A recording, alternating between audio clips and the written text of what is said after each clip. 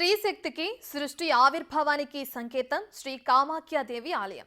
అష్టాదశ శక్తి పీఠాలలో అగ్రగణ్యమైంది. శాక్తేయులకు అత్యంత ఆరాధనీయమైంది శ్రీ కామారూపాదేవి అమ్మవారు.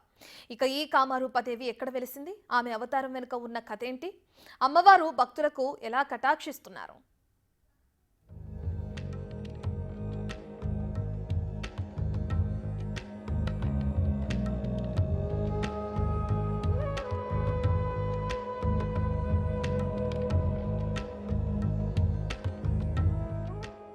హరిక్షేత్ర కామరూపాదేవి వందనం, అభివందనం.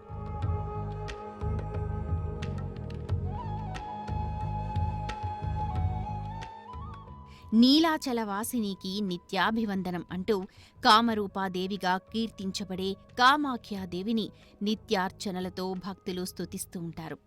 అష్టాదశ శక్తి పీఠాలలో 13వ శక్తి పీఠంగా వెలుగొందుతోన్న ఈ క్షేత్రం అస్సాం రాష్ట్రంలోని గౌహతి పట్టణానికి 10 కిలోమీటర్ల దూరంలో బ్రహ్మపుత్రా నదీ తీరంలో గల నీలాచల పర్వతంపై ఉంది.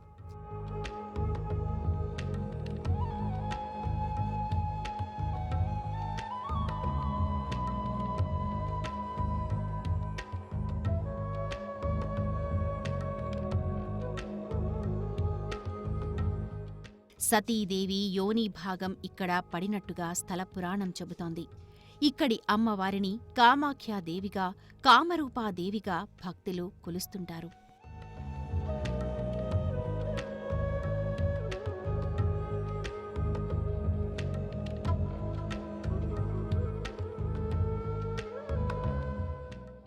ఈ శక్తిపీఠం వెనుక పురాణపరమైన కథ ఉంది. పూర్వం మన్మధుడిని కాముడు అని కూడా పిలుస్తుండేవారు. సతీదేవి వియోగాన్ని అనుభవించిన శివుడు ఆ తరువాత తపస్సులోకి వెళ్ళిపోతాడు.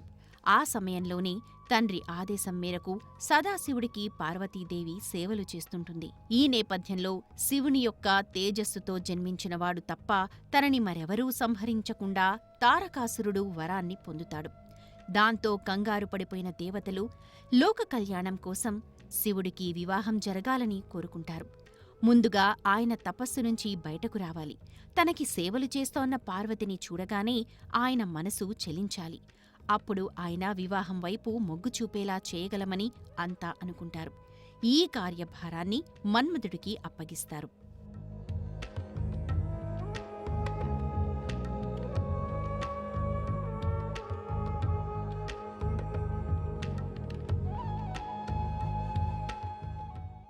ఇక్కడి నీలాచలంపైనుంచే మన్మధుడు శివునిపైకి పంచబాణాలను ప్రయోగిస్తాడు.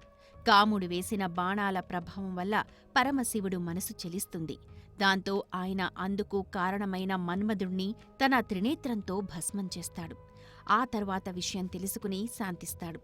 రతీదేవి అభ్యర్థనతో కాముడికి అదృశ్య రూపంలో సంచరించే అవకాశాన్ని కల్పిస్తాడు. ఈ కారణంగానే ఈ ప్రదేశానికి కామరూపక్షేత్రమనే పేరొచ్చింది. ఇక్కడ ఆవిర్భవించిన అమ్మవారు కూడా కామరూపాదేవిగా పిలువబడుతోంది.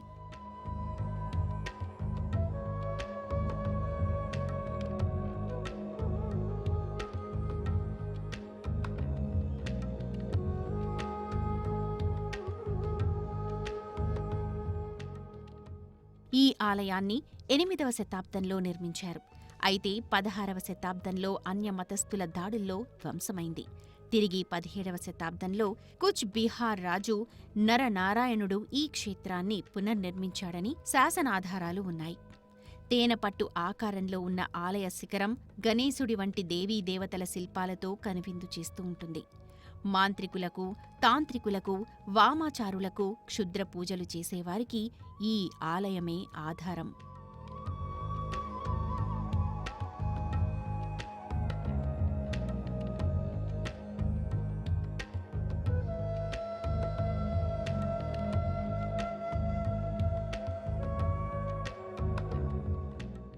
దేవాలయాన్ని 3 మంటపాలుగా నిర్మించారు. అందులో మొదటి ప్రాకారంలో గుహలా ఉండే గర్భాలయంలో యోని చిహ్నం ఉన్న అమ్మవారి విగ్రహం. అయితే ఆ రూపం కనిపించకుండా భక్తుల దర్శనానికి ముందే పూలతో నింపేస్తారు. ఆ గుహ లోపల రాతి మీద ఎప్పుడూ జల ఊరుతూ ఉంటుంది. అందువల్ల మూల విరాట్టు ఎప్పుడూ తడిగా ఉంటుంది. ఆలయం బయట శీతలాదేవి సన్నిధానం ఉంటుంది. దీర్ఘవ్యాధులు ఉన్నవారు ఈమెను సేవిస్తే వాటి నుంచి విముక్తి కలుగుతుందని నమ్మకం. రెండవ మండపం చతురాస్రాకారంలో సువిశాలంగా ఉంటుంది. అదే అమ్మవారు కొలువై ఉన్న గుహాంతర్భాగంలోకి దారితీస్తుంది.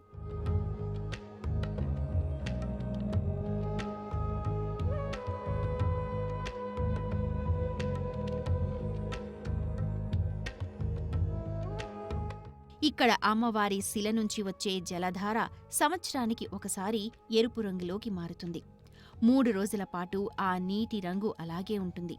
అందువల్ల అమ్మవారు ఏడాదికి ఒకసారి రజస్వలవుతారని భావించి ఆ 3 రోజుల పాటు గర్భాలయాన్ని మూసివేస్తారు. ఈ 3 రోజుల పాటు అంతరాళ మంటపంలో అమ్మవారి ఉత్సవమూర్తిని ఉంచి పూజిస్తారు.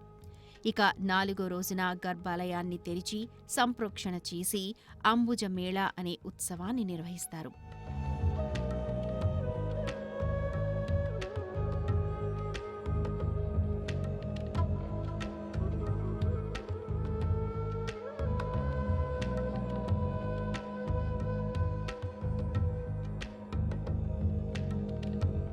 కామాఖ్య అమ్మవారు ఇక్కడి గిరిజనులకు ఆరాధ్య దేవత. ఇక్కడికొచ్చే భక్తులు కుమారీ పూజ చేస్తారు. కుమారీ పూజను కన్యపూజ అని కూడా అంటారు. ప్రతిరోజు 2 ఏళ్ల వయసు నుంచి 7 ఏళ్ల వయసున్న ఒక్కొక్క కన్యను ఆహ్వానించి శాస్త్రోక్తంగా పూజిస్తారు. వీరిని అమ్మవారి మూర్తిగా భావించి శ్రీయుక్త నామ మంత్రాలతో పూజిస్తారు. ఇలా చేస్తే వివాహం కాని స్త్రీలకు వివాహం అవుతుందని నమ్మకం. సంతానం లేనివారు సంతానం కోసం పూజ చేస్తారు. కామాఖ్య అమ్మవారిని దర్శిస్తే తమ కోరికలన్నీ నెరవేరుతాయని భక్తుల విశ్వాసం.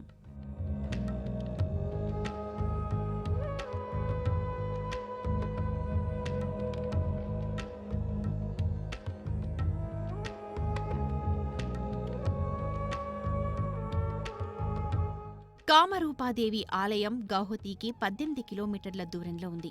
విమానంలో వెళ్లేవారు గౌహతికి చేరుకోవలసి ఉంటుంది. అక్కడ్నుంచి బస్సులు, ప్రైవేటు వాహనాల ద్వారా ఆలయానికి చేరుకోవచ్చు.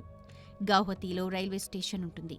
దేశంలో వివిధ ప్రాంతాల నుంచి గౌహతికి వందల సంఖ్యలో రైళ్లు నడుస్తూ ఉన్నాయి.